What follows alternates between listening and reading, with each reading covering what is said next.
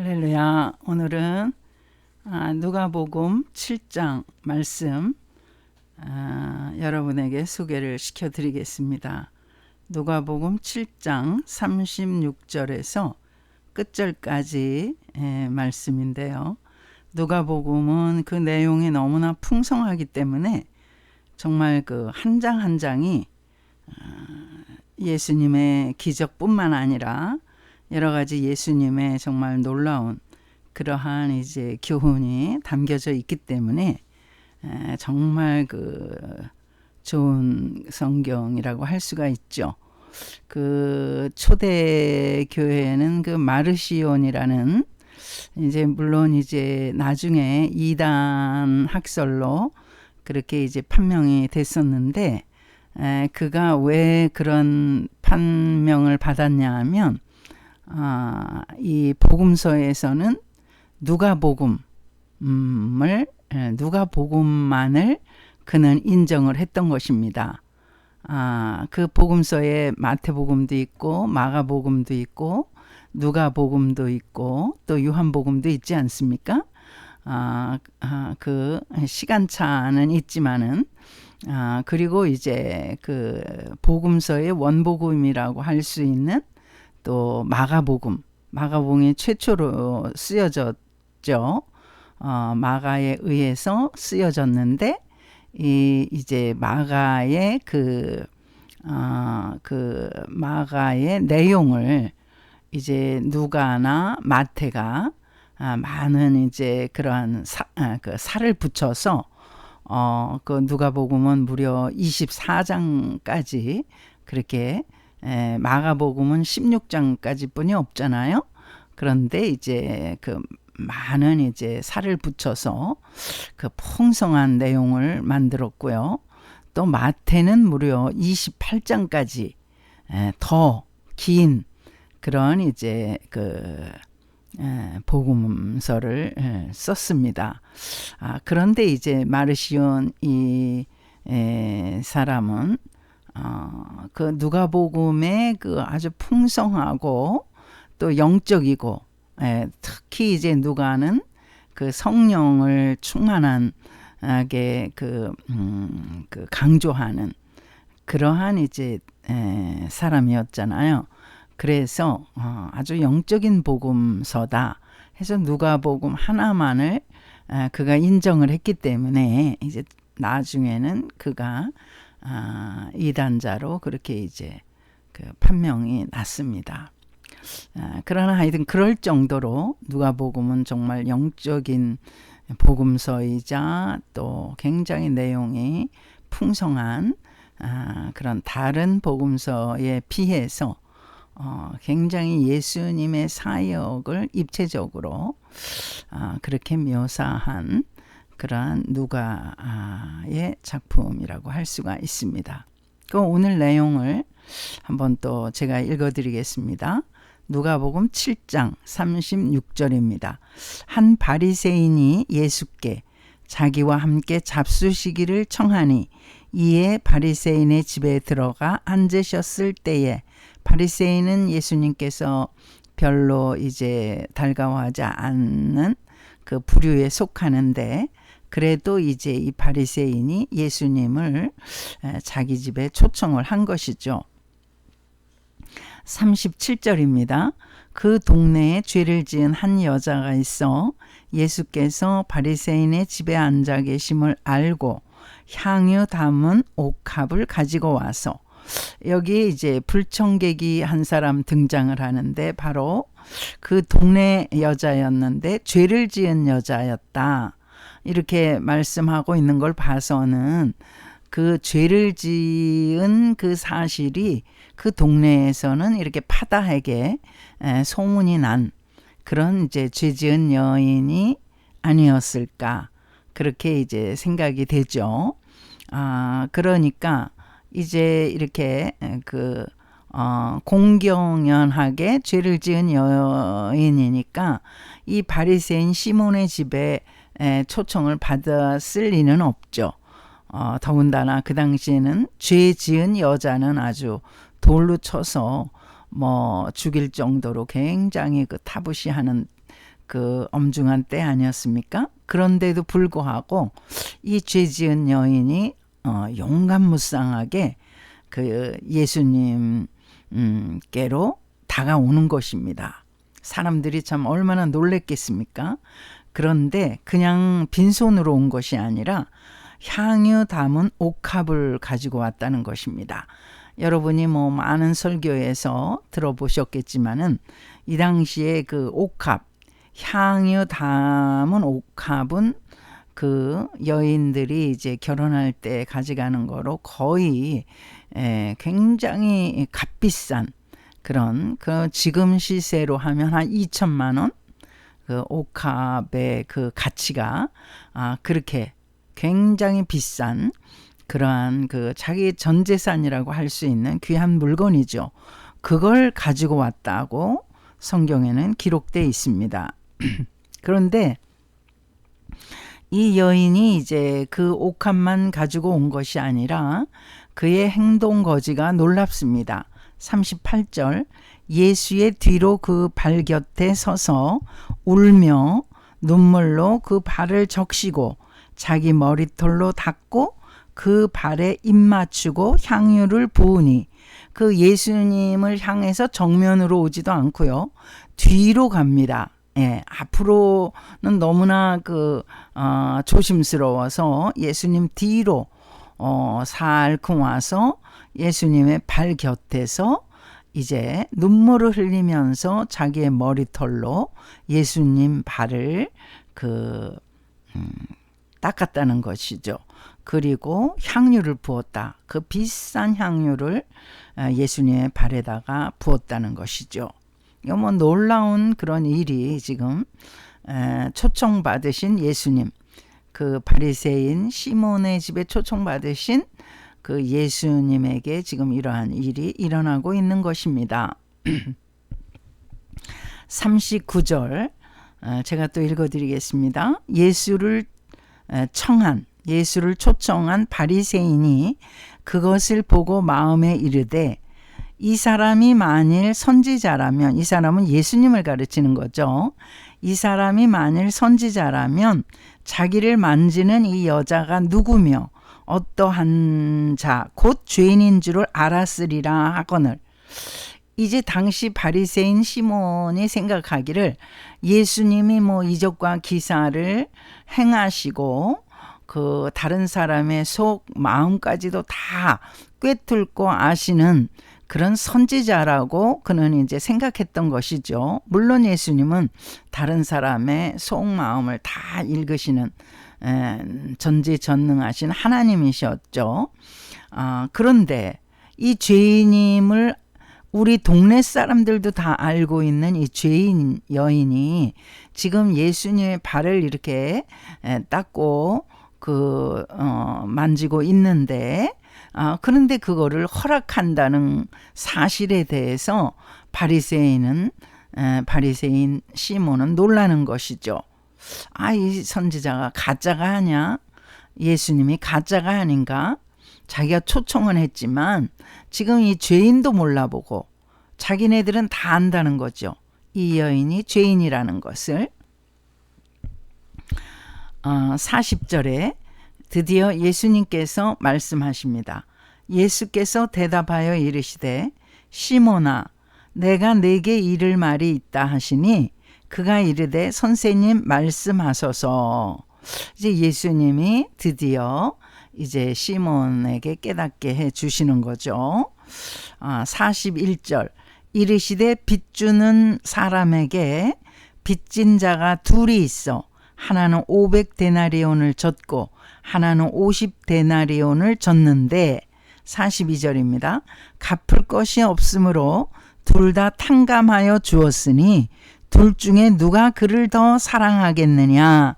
예수님이 이렇게 두 가지 퀘스천을 시몬에게 주시는 거죠. 500데나리온을 빚진 사람, 또 50데나리온을 빚진 사람, 이렇게 거의 10배의 차이가 나는 빚을 진 사람이 있을 때에 누가 그 빚준 자를 더 사랑하겠느냐, 이렇게 예수님이 질문을 하시는 것입니다. 43절 시몬이 대답하여 이르되 내 생각에는 많이 탕감함을 받은 자니이다. 이르시되 내 판단이 옳다 하시고. 그러니까 많이 탕감, 500데나리온은 50데나리온보다 무려 10배나 더 많은 빚을 졌던 사람이니까 더 그 빚준 자를 사랑하지 않겠습니까? 이렇게 시몬이 예수님께 대답을 드렸죠. 그랬더니 예수님이 내 판단이 옳다 하시고 44절 그 여자를 돌아보시며 시몬에게 이르시되 이 여자를 보느냐? 내가 네 집에 들어올 때 너는 내게 발 씻을 물도 주지 아니하였으되 이 여자는 눈물로 내 발을 적시고 그 머리털로 닦았으며. 이 당시는 이제 유대 지방은 저도 이제 이스라엘을 가봤지만은 그 광야 그 일종의 황무지라고 그럴까요? 그 흙먼지가 날리는 곳이 많이 있습니다. 우리가 이전에 이제 아스팔트를 깔기 전에 신장로라고 해서 그 이제 아스팔트가 안 깔렸기 때문에 그 도로를 걸으면 그 흙먼지가 계속 일어나고 자동차가 지나가기라도 하면 뭐 엄청난 그 흙먼지가 이렇게 일어나서 정말 눈을 뜰 수 없는 그런 시대가 있었습니다. 젊은 사람들은 아마 그런 것을 보지 못했을 것입니다. 지금은 뭐 농촌에도 전부 아스팔트가 깔리고 도로가 잘 돼 있기 때문에 정말 구경하기가 힘든데 이전에는 이제 그랬는데 이 이스라엘을 가보면은 정말 목초지 그 갈릴리를 중심으로 해서 이렇게 북이스라엘 쪽은 굉장히 이제 그 풀들이 무성하고 이렇게 나무들이 있고 이렇지만 그 유다 쪽 이쪽은 드문드문 그런 황무지가 있기 때문에 정말 그런 그 풀조차도 풀포기조차도 그 누렇게 그 갈색을 띠는 그런 모습을 많이 보게 되는데요. 예수님께서 이제 그런 곳을 이제 다니시다가 시몬 집에 이제 들어가셨죠. 그럼 이제 거기는 이제 관례가 이렇게 손님이 들어올 이제 손님을 초청해서 손님을 모실 때에 항아리에 발 씻을 물들을 이제 가득가득 담아두고 그 하인들이 와서 그 손님의 발을 씻겨주는 게 이제 어떤 그 카스텀 관례라고 할 수가 있습니다. 그래서 이제 예수님이 여기서 말씀하시는 거죠. 너가 나를 초청했지만은 내가 네 집에 들어올 때 너는 발 씻을 물도 내게 주지 않아서 그 발을 씻지 못하지 않았느냐. 예수님이 손님으로 들어가셨는데 뭐 이것저것 청하실 수가 없죠. 주인이 그저 하는 대로 따를 수밖에 없잖아요. 그래서 예수님이 그 말씀을 하시는 거죠. 그런데 이 여인은 자기의 그 예수님의 그 흙먼지에서 그 흙먼지 속에 그 오셨던 그 발을 정말 조금도 더럽게 생각 안 하고 자기 머리털로 눈물을 흘리면서 그 머리털로 예수님의 발을 닦아드렸다는 거죠. 그리고 거기다가 그 발에다가 그 귀한 옥합을 또 뿌렸다는 것이죠. 그 뭐 얼마나 정말 그 예수님을 극진하게 대접을 한 그 여인에 대해서 예수님께서 그러니까 이제 시몬은 예수님의 이 말씀, 이 비유를 들으면서 그렇게 자기는 어떤 죄 인식이 없었다는 거죠. 이 여인은 정말 그 엄청난 죄 가운데서 예수님을 만남으로 해서 그가 구원을 받은 그 어떤 기적과 같은 그러한 이 사실에 대해서 정말 머리부터 발끝까지 그가 예수님께 절을 하고 감사하는 그러한 이제 표현을 이 구절에서 우리가 볼 수 있다는 것입니다. 그러니까 그 예수님께서는 구체적으로 500데나리온, 50데나리온, 그 10배나 차이가 나는 그러한 이제 그 아주 상세하고도 쉽게 비유를 들어서 말씀하셨지만은 그 어떤 물질적인 것보다는 그 예수님이 하시고자 하신 의미는 뭐냐 하면 더 깊이 자기가 죄 인식을 하고 그 죄에서 구원을 받았다는 그런 어떤 그 사실에 대한 그 감격, 그 감격의 차이가 바로 이 시몬, 바리새인 시몬과 이 죄지은 여인과의 그 행동에서의 차이라고 할 수가 있습니다. 그런데 이제 오늘은 제가 여기에 그 어떤 예수님이 비유로 설명해 주시고 그 두 사람 바리새인 시몬과 죄지은 여인 두 사람의 등장 인물이 나오면서 이제 예수님이 설명을 하시는데 거기에서 약간 더 이제 조금 더 다른 측면으로 한번 오늘은 말씀을 좀 생각해 보는 시간을 갖도록 하겠습니다. 그 예수님께서 이제 이 여인에게 이렇게 말씀하시잖아요. 47절에 이러므로 내가 네게 말하노니 그의 많은 죄가 사하여 졌도다. 지금 그 여인의 많은 죄가 사하여 졌도다. 이는 그의 사랑함이 많음이라. 사함을 받은 일이 적은 자는 적게 사랑하느니라. 이거는 이제 사함을 적게 받아서가 아니라 똑같이 동일하게 사함을 받았는데도 자기가 인식하기에, 각자가 인식하기에 내가 뭘 그렇게 죄를 진 게 있나?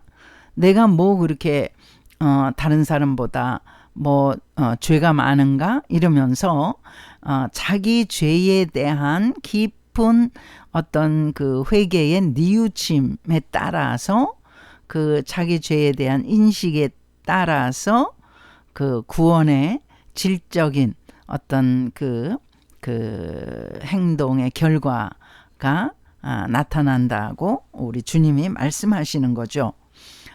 그런데 이제 그러면 이 여인이 예수님께 이런 48절에 이에 여자에게 이르시되 내 죄 사함을 받았느니라 이렇게 선포를 예수님께서 해주시죠.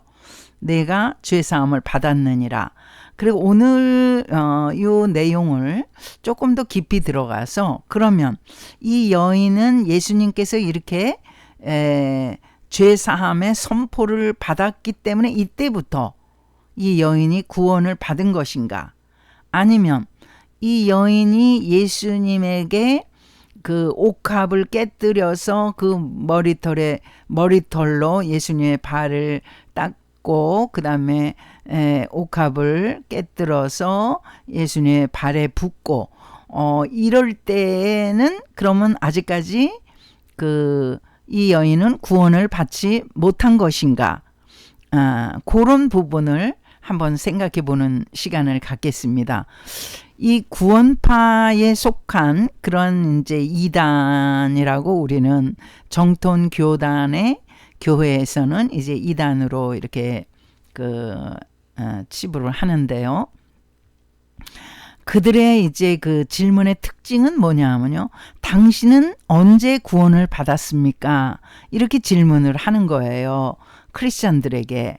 당신은 도대체 몇 년도, 몇 월, 며칠, 몇 시에 구원을 받았습니까? 이렇게 질문을 하면 이 크리스찬, 오래된 크리스찬이든 뭐 금방 믿은 크리스찬이든 당황을 하게 되죠. 내가 언제 구원을 받았지? 누가 나한테 언제 당신은 구원을 받았습니까? 하고 가르쳐 준 일은 없는 것 같은데, 그럼 내가 세례 받았을 때 구원을 받은 것인가? 아니면 학습 받았을 때 구원을 받은 것인가? 아니면 학습 이전에 교회를 처음 나갔을 때 구원을 받은 것인가? 아니면 친구에게 내가 복음을 전해 들었을 때 그때 구원을 받은 것인가? 이렇게 그 구원파들의 질문에 대해서 갑자기 혼란스러운 그러한 이제 그 생각을 하게 된다는 것입니다. 그런데 그것은 참 그 구원파들의 잘못된 질문이고, 그 질문에 대해서 답을 할 필요가 없습니다. 답을 굳이 여러분들이 하신다면, 나의 구원의 그 시간은 하나님이 아시죠. 하나님만 아십니다. 내가 언제 구원을 받았는지. 그러나 나는 여전히 예수 그리스도를 나의 구주로 지금 이 순간도 믿고 하나님을 나의 아버지로 그렇게 믿으며 성령님이 내 안에서 내주하셔서 때마다 시마다 감동 감화를 주시는 사실을 나는 믿습니다. 이렇게 이제 대답할 수가 있죠. 여러분들이 대답을 하신다면. 그러나 그분들이 그렇게 구체적으로 당신은 몇 월 몇 시에 구원을 받았습니까? 절대 그런 말에 혼란스러워 하시거나 혼동하실 필요가 전혀 없다는 것입니다. 우리의 구원의 그 시간은 오직 하나님만이 아신다는 사실을 여러분이 믿으시기 바랍니다. 예레미야가 처음 이제 하나님한테 선지자로 부름을 받지 않습니까? 그래서 이제 그가 뭐 아기 때 부름을 받은 건 아니죠. 장성해서 어른이 되었을 때 그가 이제 거의 남유다 왕궁이 망하는 그 시점에 부름을 받아서 이제 왕들에게 그가 계속적으로 하나님 말씀을 예언하죠. 정말 그 왕들이 귀를 막고 예레미야를 구덩이에 빠뜨리거나 아주 괴롭히거나 그 핍박을 하는데도 예레미야는 절대 굽히지 않고 그렇게 왕들에게 하나님의 말씀을 증거합니다. 근데 하나님께서 예레미야 1장에 보시면요, 예레미야가 장성해서 이제 뭐라고 합니까? 정말 예레미야가 처음부터 자신 있게 자기는 정말 하나님 말씀을 대언할 만한 선지자입니다. 이렇게 자신 있게 하나님께 고백한 그런 선지자가 아니었습니다. 6절에 제가 읽어드릴게요. 내가 이르되 슬프도소이다. 주 여호와여 보소서. 나는 아이라 말할 줄을 알지 못한 아이다 하니, 자기를 심지어 아이라고 말하는 거예요. 아이. 너무나 어린 아이 같아서 지금 장성한 예레미야인데도 불구하고 너무나 겸손했던 것이죠. 하나님 앞에서 나는 정말 너무나 어리기 때문에 하나님 말씀을 대언할 수가 없습니다. 그렇게 하나님께 말씀드리거든요. 그러니까 7절에 하나님께서 여호와께서 내게 이르시되 너는 아이라 말하지 말고 내가 너를 누구에게 보내든지 너는 가며 내가 네게 무엇을 명령하든지 너는 말할지니라. 이렇게 이제 하나님께서 예레미야를 북돋아 주시고 종으로서 선지자로 세워주시는 거죠. 또 하나님께서는 예레미야에게 1장 5절입니다. 내가 너를 모태에 짓기 전에 너를 알았고 내가 배에서 나오기 전에 어미 배에서 나오기 전에 너를 성별하였고 구별했다는 거죠. 너를 여러 나라의 선지자로 세웠노라. 그러니까 모태에 짓기도 전에 하나님께서는 예레미야를 아셨고 나오기도 전에 너를 구별해서 세우기로 계획을 하셨다는 말씀이죠. 그러니까 예레미야가 이제 장성해서 그 하나님의 말씀을 대언하는 그때에 비로소 그가 구원의 확신을 가지고 하나님의 종으로서 그 사명을 감당한 것이 아니라 하나님께서는 그가 모태에서 나오기도 전에 모태에 그 생성되기도 전에 하나님께서는 그를 구별하셨다고 이렇게 말씀하시는 것입니다. 그래서 여러분 그 구원파들이 그렇게 짓궂게 이상한 질문을 한다는 것은 잘못된 것입니다. 하나님만이 우리의 구원의 시간을 아시고 우리의 부르신 구별해서 부르신 시간을 아시고 우리는 구태여 그것을 의문시하면서 의심할 필요가 전혀 없다는 사실입니다. 창세기 3장에 이제 아담과 하와가 하나님의 명령에 불순종하고 범죄하고서 그 어떻게 됩니까? 그들이 멀리 이제 도망을 가서 숨죠.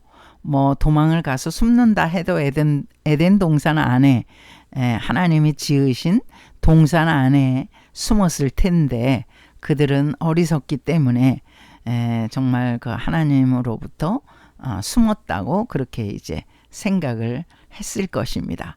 그런데 하나님께서 찾아오시죠. 아담아 내가 어디 있느냐. 그러니까 아담은 하나님을 대면하기 전에 이미 그 마음속에서 하나님의 음성을 들은 거예요. 아담아 내가 어디 있느냐.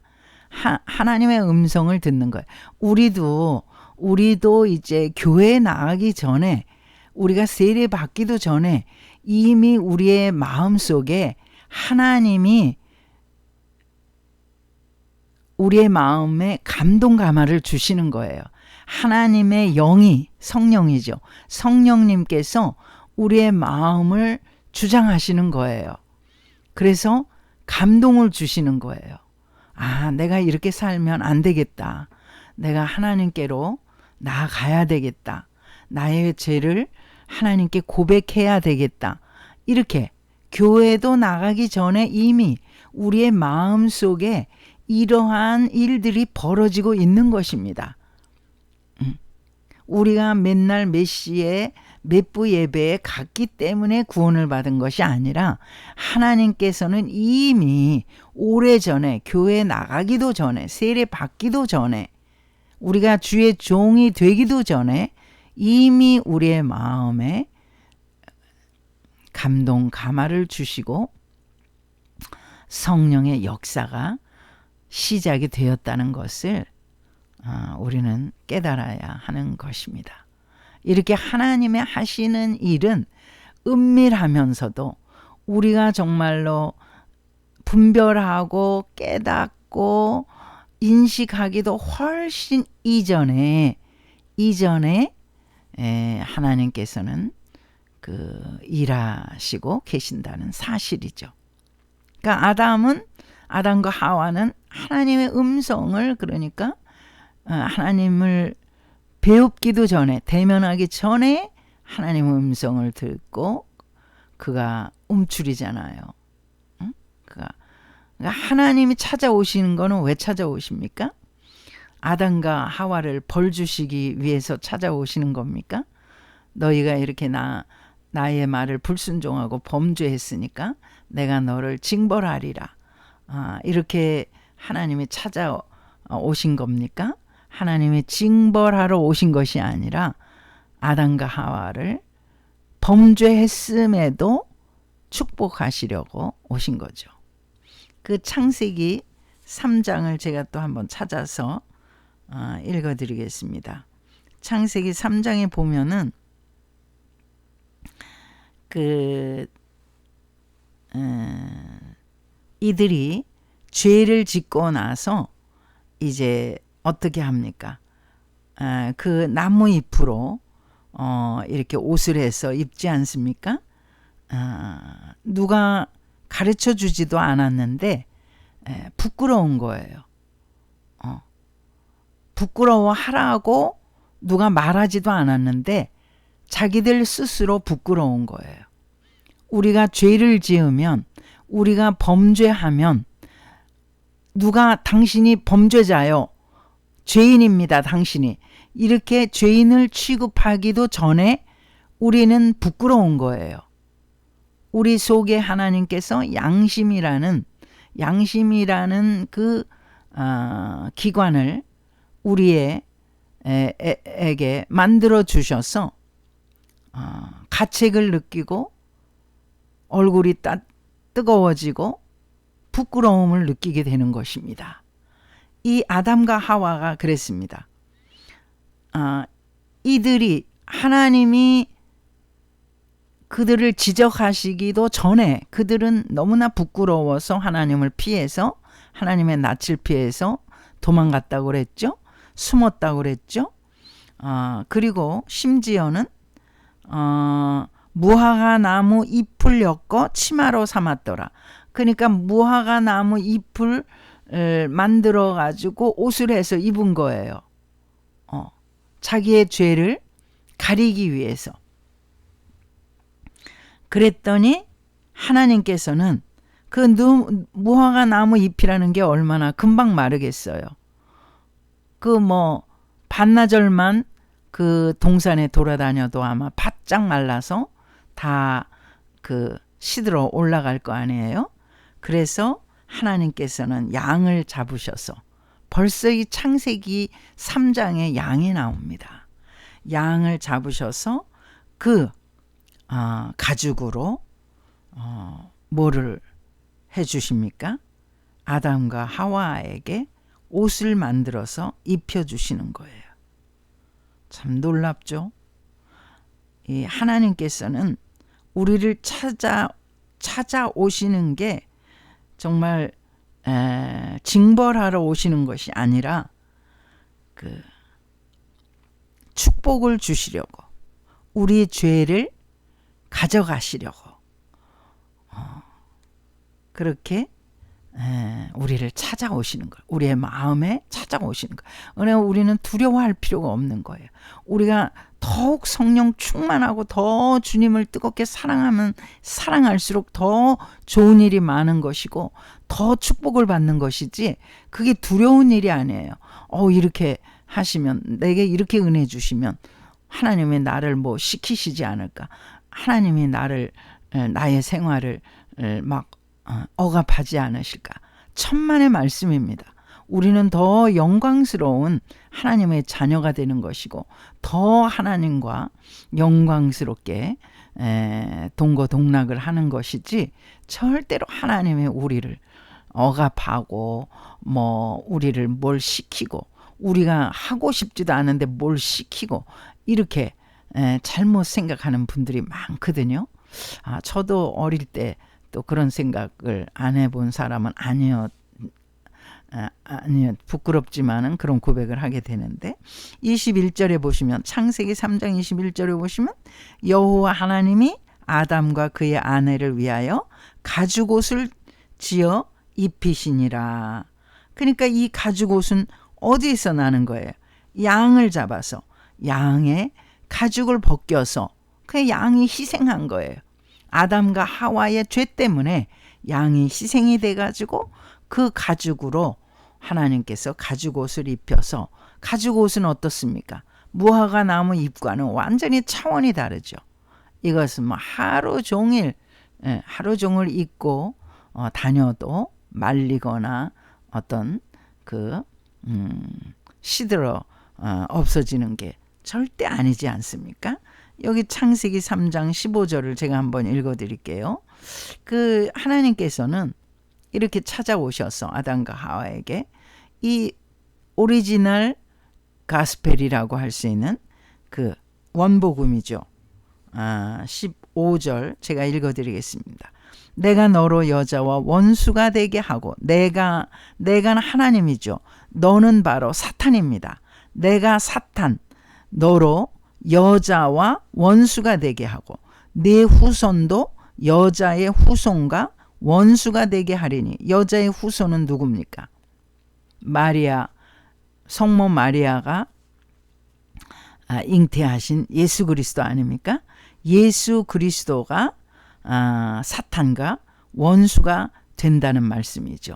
아담과 하와의 범죄 하자마자 바로 하나님께서는 이런 정말 이 원복음을 바로 허락하여 주신 거예요. 그 한 날도 지나지 않아서 한 장도 지나지 않아서 이렇게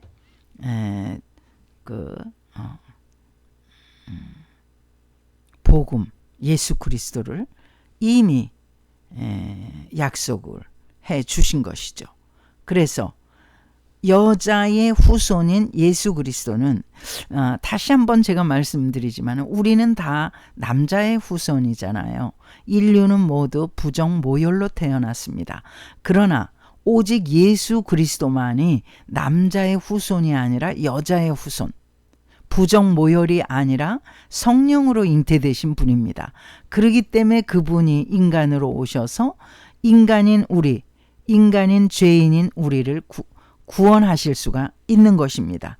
여자의 후손 예수 그리스도는 내 머리, 사탄의 머리를 상하게 할 것이라. 사탄의 머리가 박살날 것이다 이 말이에요. 그러나 너는 그의 발꿈치를 상하게 할 것이다. 사탄은 그의 예수 그리스도의 발꿈치는 뭐 아무것도 아니잖아요. 머리는 정말 치명적이죠. 예수 그리스도가 너의 이 사탄의 머리를 공격해서 완전히 상하게 할 것이다. 머리가 박살이 나면 꼼짝 없는 거 아닙니까? 꼼짝없이 죽는 것이죠. 그러나 사탄은 예수 그리스도의 발꿈치를 상하게 할 것이다. 이 발꿈치가 바로 예수 그리스도의 십자가입니다. 예수 그리스도의 십자가. 그러나 예수님은 십자가에 머물러 계실 분이 아니죠. 3일 만에 완전히 부활하셔서 40일 동안 계셨잖아요. 제자들에게 보이시고 많은 믿는 사람들에게 500여 명에게 나타나시고 또 심지어 백부장들 다 고백하게 하셨잖아요. 이렇게 해서 우리의 구원의 범위를 어떤 한정된 교회, 어떤 교회에서 내가 구원받았다. 내가 그 교회에서 세례받으면서 구원받았다. 이렇게 말하는 것은 맞아요? 틀려요? 지금 제가 설명드렸죠? 그것은 틀리다는 말씀을 지금 말씀드리고 있는 것입니다. 하나님께서는 이미 만세 전에 이미 우리를 구원하시기로 작정하셨는데 우리는 그 구원의 시간을 정해서 잘못 말하면 틀린다는 사실입니다. 하나님이 우리를 감동시키신 시간을 영적인 시간이라고 하거든요. 이것을 이제 헬라어로 카이로스라고 합니다. 영적인 시간, 카이로스. 성령님이 역사하시는 시간이죠. 그러나 이제 우리가 시계를 보면서 시계를 차고 다니지 않습니까? 그거는 이제 크로노스입니다. 그 시간 자체, 역사의 한 시간 자체에 우리가 살고 있지 않습니까? 그 물리적인 시간. 그거는 우리가 말할 수 있는데 그 물리적인 시간으로 내가 구원을 언제 받았다고 그렇게 지정해서 말하는 것은 잘못됐다는 것을 제가 말씀드리고 있는 것입니다. 영화 그 사운드 오브 뮤직 영화 아주 오래된 영화예요. 수십 년 전 제가 고등학교 시절에 봤던 것 같은데 그때의 그 사운드 오브 뮤직을 보면은 그 거기 이제 남자 주인공이 폰트랩 대령인가 그렇잖아요. 그리고 이제 여자 주인공은 마리아입니다. 수녀를 하려고 수녀원에 들어갔다가 이제 나와서 그 폰트랩 그 대령의 그 아이들 7명의 가정교사로 들어가는 데서 이제 그 스토리가 시작을 하는데, 이제 나중에 이제 이 두 사람이, 이 폰트랩 대령은 사실은 약혼자도 있었거든요. 근데 약혼자도 있었지만은 참 이 영화가 사랑스러운 것이, 이 약혼자가 그 마리아에게 자기의 그 약혼한 남자를 양보합니다. 참 아름다운 그 모습이 아닐 수가 없죠. 그 폰트랩 대령의 그 여러 가지 모습이나 그걸 보니까 사실은 자기를 사랑하는 게 아니라 그 가정교사인 마리아를 사랑하고 있다는 것을 그가 이제 딱 눈치를 채는 거죠. 그래서 정말 아름답게 자기가 양보를 하고 자리를 비켜주는데, 여기서 이제 그 폰트랩 대령이 마리아에게 그렇게 질문을 하죠. 언제 당신이 나를 언제부터 나에게 호감을 가지고 사랑하게 되었습니까? 이렇게 질문을 하죠. 그러니까 정말 이 마리아가 대답을 할 때, 뭐 그 기타를 치면서 에델바이스 노래를 할 때 그때 참 근사하게 나오거든요. 그럼 뭐 그런 때 내가 참 사랑을 느꼈습니다.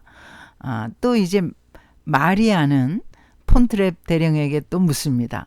당신은 그러면 언제 그 나에게 그런 어떤 호감과 사랑을 느끼게 되었습니까? 근데 그 두 사람이 정말 놀란 것은 그 사랑의 시작이 자기들의 예측한 그 시간과는 너무나 차이가 난 거예요. 그 폰트랩 그 대령이 마리아에게 호감을 느끼고 진정 사랑을 느낀 때는 정말 그 아름답게 이렇게 무도회장에서 예쁜 옷을 입고 이렇게 춤출 때 굉장히 예쁘게 나오잖아요. 그런 때가 절대 아닌 거예요. 어느 때냐 하면 첫날 굉장히 촌스럽게, 너무나 촌스러워서 정말 이 폰트랩 대령 집과는 너무나 어울리지 않는 그런 모습이었거든요. 그렇게 촌스러운 모습으로 그 집에 처음에 이제 찾아왔을 때, 그 첫 저녁 시간에 이렇게 그 아이들이 장난하느라고 의자에다 솔방울을 갖다 놓잖아요. 근데 그 우스꽝스러운 옷을 입고서 그 깜짝 놀래가지고 이렇게 그 마리아가 얼마나 정말 당황을 했겠습니까? 그때의 그 모습을 이 폰트랩 대령은 사랑을 느꼈다는 거예요. 참 뜻밖이라고 아마 생각했을 겁니다. 그러면 그 마리아는 또 언제 폰트랩 그 대령에게 사랑을 느꼈냐고 이제 질문을 했잖아요. 그러니까 뭐 근사하게 무도에서 춤을 추고 아니면 에델바에서 노래를 하고 뭐 멋있는 장면이 많이 나오는데, 그게 아니라 처음에 갔을 때 아이들을 호출하는데 호루라기로 호출을 하는 거예요. 그때 사랑을 느꼈다는 거예요. 정말 관객들인 우리들도 그때가 정말 사랑스럽지 않았는데 그게 뭐가 호감스러운 그 모습인가. 그런데 이 사랑하는 사람들은 전혀 뜻밖의 예측할 수 없는 그런 그 모습에서 사랑을 느꼈다는 것이죠. 이것과 마찬가지로 정말 하나님이 우리를 구원하시는 그때는 우리가 뭐 신앙생활 잘하고 순종을 잘하고 우리가 그 하나님의 말씀을 열심히 묵상하고 그래서 하나님이 나를 사랑하시고 나도 또 하나님을 사랑하는 그런 게 아니라 우리가 아직 죄인 되었을 때에 그리고 우리가 여전히 죄 가운데 빠져 있을 때에 하나님 우리를 사랑하셨다는 거예요. 그게 진짜 이게 말이 안 되잖아요. 응? 우리가 죄 가운데 빠져 있을 때에 하나님께서 우리를 사랑하셔서 그의 아들 예수 그리스도를 십자가에 달려 죽게 하심으로 하나님의 사랑을 우리에게 확증하여 보여주셨다. 로마서 5장 8장에 말씀을 주고 계시잖아요. 우리가 부모님께 질문하죠. 엄마, 언제부터 나를 사랑했어요? 그게 참 질문이 우문이죠. 언제부터 나를 사랑했어요? 그럼 우리 어머니들이 내가 정말 순종을 잘하고 그 엄마 말을 너무나 잘 듣고 착해서 그래서 그때부터 너를 사랑하기 시작했어. 이렇게 대답을 하는 어머니는 아마 세상에 한 사람도 없을 겁니다. 정말 우문이죠. 언제부터 사랑해? 응? 모태에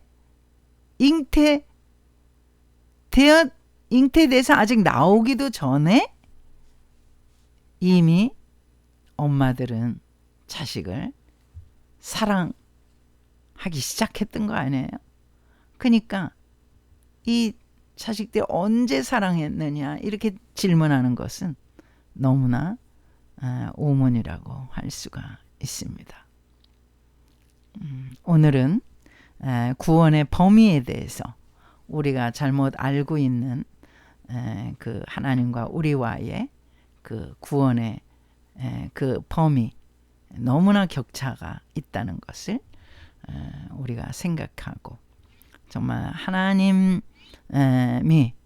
우리를 자기에게 순종한 때만 우리를 사랑하시는 것이 아니라 예수 그리스도를 이 땅에 보내시기로 그렇게 작정하신 태고 때부터 우리를 사랑하셔서 구원하기로 그렇게 계획을 하셨다는 말씀을 기억하시고 항상 언제 어느 때든지 승리하시는 저와 여러분이 되시기를 주님의 이름으로 축복합니다. 할렐루야. 감사합니다.